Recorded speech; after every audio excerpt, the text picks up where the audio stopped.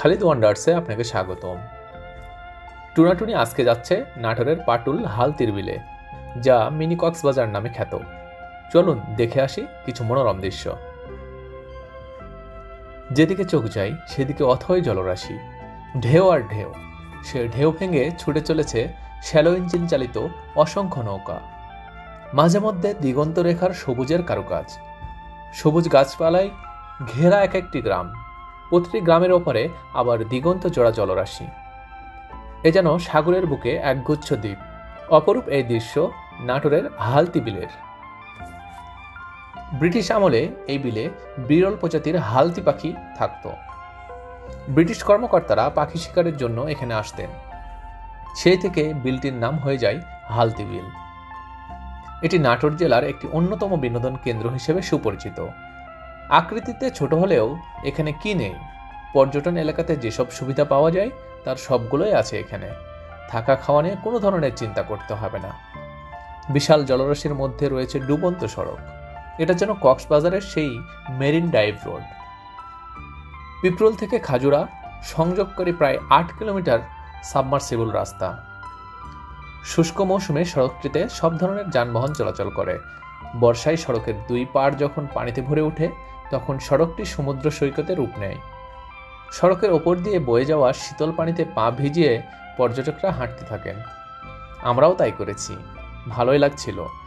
বর্ষাকালে প্রতিদিনই হালতি বিলে পর্যটকের ঠাসা থাকে, তবে দুই ঈদের সময় ভিড়টা অনেক বেশি হয়। বিশেষ করে বিকেলে হাজার হাজার দর্শনার্থীতে ভরে ওঠে পাটুল ঘাট। এই ঘাটে বাঁধা থাকে সারি সারি নৌকা। ঘন্টা হিসেবে চুক্তি করে নৌকায় চেপে হালতি বিলে ঘুরে বেড়ানো যায়। প্রতি ঘন্টা 300 থেকে 400 টাকা। আমরা 2 ঘন্টা ঘুরেছি 700 টাকায়। আমরা ছিলাম 7 জন। আর গণনৌকাতে উঠলে খরচ হবে মাত্র 50 টাকা। তবে চুক্তি করে নিলে একটু ভালো মতো ইচ্ছা মতো জায়গাতে যাওয়া যায় এবং থামা যায়। চারিদিকে অথই জল, রোদ থাকা সত্ত্বেও শীতল হাওয়া মন জুড়িয়ে দেয়। আর মাঝে মধ্যে দ্বীপের মতো গ্রামগুলো দেখতে ভালোই লাগে।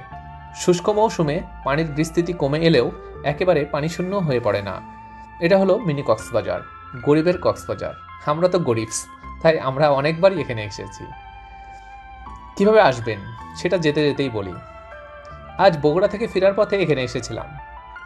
বগুড়ায় বেহুলার বাসুর ঘর এবং মহাস্থানগড়ের উত্থান পতনের ইতিহাস নিয়ে আমি 2টা ভিডিও আপলোড করেছি, দেখে আসতে পারেন।